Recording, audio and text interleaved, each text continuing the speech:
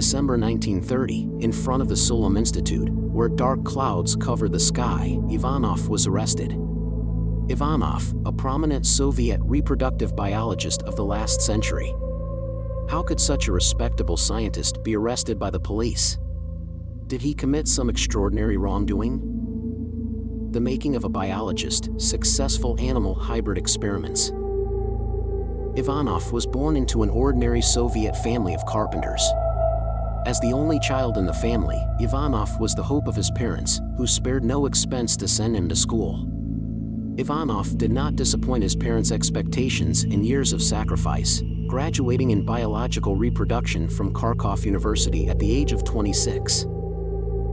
Due to his outstanding academic performance and his passion for research in biological reproduction, Ivanov had a rare opportunity to study in France.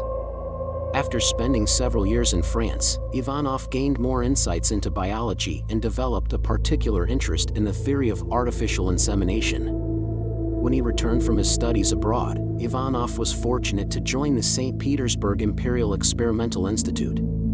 His extensive learning experiences allowed him to excel in his experiments, and soon, Ivanov became a renowned name in the Soviet biological community.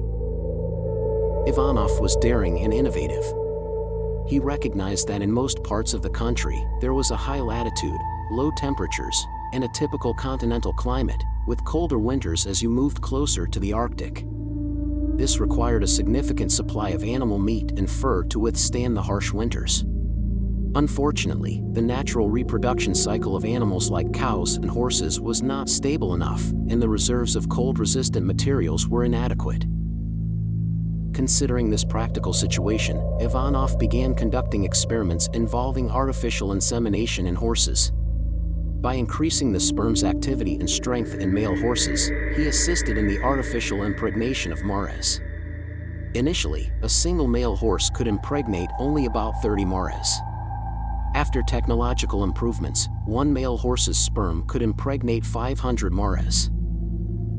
Ivanov also applied this animal insemination technology to endangered local species, saving many rare species from extinction. Over time, this technology has significantly improved, become more versatile, and precise. In addition to artificial insemination, Ivanov was intrigued by interspecies hybridization and experimented with crossing animals like cows and sheep, horses, and donkeys. As it's widely known, a mule is the offspring of a horse and a donkey, a typical example of cross-species hybridization. Ivanov took mules as a prototype, attempting to crossbreed zebras with donkeys.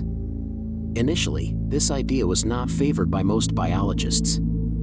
However, to everyone's surprise, Ivanov successfully created a new species, the zebroid, a rare animal that resembled a donkey with zebra-like stripes on its body, scientifically known as the zebroid. After the creation of the zebroid, Ivanov became even more confident and ambitious in his hybridization experiments. Some even called him a mad scientist. One day, while Ivanov was browsing a book on human origins, he saw pictures of humanoid apes and had a bold idea. If zebras and donkeys could hybridize, why not try humans and chimpanzees? The success of such an experiment would indeed be astonishing. Ivanov became increasingly convinced that experiments in human-chimpanzee hybridization were feasible. He delved deeper into the biological characteristics and genetic issues of great apes. At the 1910 World Congress of Zoology, Ivanov formally presented the concept of human-chimpanzee hybridization. This news triggered immediate discussions among the scientists present, most of whom believed it was an idea that violated ethical norms. Some even stood up and vehemently debated Ivanov. French Guinea, the first human-chimpanzee hybrid experiment. Faced with opposition from peers in society, Ivanov didn't abandon his dream. He was determined to implement his human-chimpanzee hybridization plan. His first challenge was to establish a research base, and after traveling extensively, he found a suitable place in French Guinea at the Pasteur Institute. Having a place to conduct experiments was not enough, he also needed significant financial support. Ivanov contemplated how to gain the support of the Soviet government. At that time, the Soviet Union had just undergone the October Revolution and was embroiled in a heated conflict with Western imperialist powers. The Civil War had consumed a considerable amount of manpower and resources, and the country was in need of soldiers. Ivanov recognized this shortage and decided to persuade the Soviet government to support his human-chimpanzee hybrid project. After considerable effort and persuasion, Ivanov gained the trust of the Soviet government. He, along with his son and a student assistant, set off for West Africa. With only 3 people participating in the experiment, it required more dedication, but it also needed to remain strictly confidential. Ivanov wanted to surprise the scientific community with his results while keeping the experiment as secret as possible, as the Soviet authorities believed that the experiment could provoke moral and ethical disputes and preferred that fewer people knew about it. In the first experiment, Ivanov and his son decided to artificially inseminate a female chimpanzee with human sperm to allow the embryo to develop in the chimpanzee's womb. Since they needed to maintain strict secrecy, they had no other choice but to act as sperm donors themselves. In West Africa, where chimpanzees were abundant but difficult to capture due to their wild nature, Ivanov had to spend a substantial amount to hire help in catching the female chimpanzees. They finally found 2 subjects for the experiment, Babette and Eve. They successfully implanted the sperm into the female chimpanzees' wombs and recorded the conditions of the experimental subjects daily while eagerly awaiting positive news. 1 month later, both female chimpanzees entered their menstrual cycles, throwing cold water on Ivanov's hopes. Failure was an expected part of scientific experiments, almost universally known among scientists. Ivanov quickly began the second experiment. However, he faced a terrible setback. The Soviet government had not received news of success for a long time, so they decided to cut funding for Ivanov. In reality, during the second experiment, Ivanov had almost run out of funds. With the Soviet government severing the financial lifeline, Ivanov had to find a new source of funding through intermediaries. Ivanov's experiment at the Pasteur Institute was abruptly terminated. It was a severe disappointment for Ivanov. He reviewed the records of the previous experiments and remembered a fellow Soviet traveler he had met during his return journey from West Africa.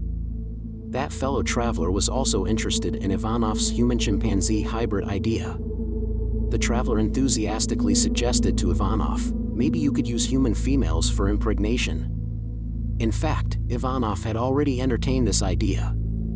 However, the strict cultural constraints on women in West African countries made it nearly impossible to find suitable female subjects for the experiment. Ivanov had attempted to contact local authorities to find female participants, but when the Soviet Academy of Sciences discovered his plan, it was a significant reason for halting the experiment. 5 female volunteers arrive. Is the experiment on the verge of success? Ivanov increasingly believed that the previous experiment's approach was incorrect. Human artificial insemination technology was somewhat developed, so using human sperm for insemination might be entirely feasible. To ensure the best conditions for success, Ivanov meticulously evaluated his past failures. He noticed that the harsh environment in West Africa significantly affected the success rate of the experiment. So he decided to move the new experiment to the Soviet Union, avoiding the risk of funding cuts. Ivanov began seeking sponsors once again. He privately inquired about scientists' attitudes toward human-chimpanzee hybridization in various countries. He found that many scientists were eager to try this experiment but couldn't proceed due to lack of funds and resources. One scientist, Nikolai Gorbanov, eventually agreed after Ivanov's persuasion and decided to provide him with initial funding. Gorbanov had powerful connections, including being a comrade of Nikolai Bukharin, who was one of the leaders of the Soviet Union. Ivanov's fortune began to turn as a new wave of Soviet revolutionary movements led by Joseph Stalin and others emerged. The Soviet Academy of Sciences, which had previously opposed Ivanov's experiments, was now in crisis during this movement.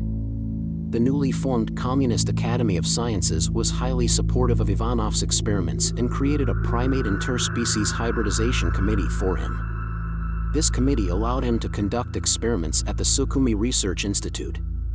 Official support was strong, and Ivanov could now focus on his experiments. The committee not only arranged for the Soviet government to import a male chimpanzee but also prepared to release information about recruiting female volunteers through official channels.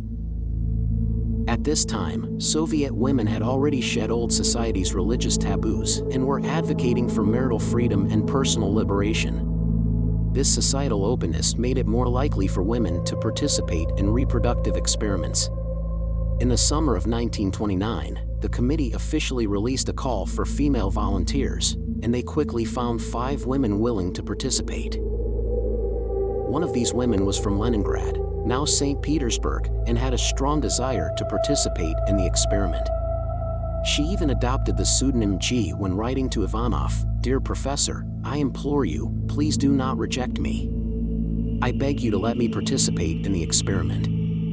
She claimed that her life had no hope, and if she could participate in a hybridization experiment, giving birth to a child resulting from the human-chimpanzee union would be her contribution to human society. The chimpanzee and female volunteers were prepared, and Ivanov was on the verge of a groundbreaking experiment. However, an unexpected turn of events occurred. In December of the same year, Nikolai Gorbanov's patron fell from power, and Ivanov was arrested by the secret police. Ivanov's arrest was part of a famous repressive movement, and he faced criticism from fellow scientists who had long held a grudge. Even his former student, a young assistant named Alexei Nieman, took over as the new expert in artificial insemination. Ultimately, Ivanov was convicted, and he was exiled to Alma-Ata. The 5 female volunteers who participated in the experiment were also unfortunate, with some being exiled or imprisoned, facing tragic fates. In 1932, this tumultuous movement was coming to an end, and people seemed to wake up from their collective delusions. Ivanov was allowed to have his civil rights restored, and a Soviet official was dispatched to bring him back from Alma-Ata. Unfortunately, 2 years of exile had taken a toll on Ivanov's physical and mental health, making him extremely frail. On his way back to the Soviet Union, he suffered a stroke and passed away suddenly. The brilliant scientist who had once been celebrated for his work was gone. Years later, his story was written into a novel, and the same scientists who had fiercely criticized him earlier came to his grave to express their respect as fellow scientists. The human-chimpanzee hybridization experiment was unethical and a deeply anti-human endeavor. This is why the Sukhumi Research Institute still exists but has never engaged in such experiments again. The fact is that there's a reproductive barrier between species, and human females cannot conceive offspring with chimpanzees. So, even if Ivanov had not been arrested, the experiment he started was bound to fail. Ivanov went from being a respected biologist to a so-called mad scientist because he became excessively obsessed with his ideas. He forgot that scientific experiments are meant to benefit humanity, not to satisfy personal desires and ambitions. He squandered a good hand due to his stubbornness and madness, influenced by the social conditions of his time.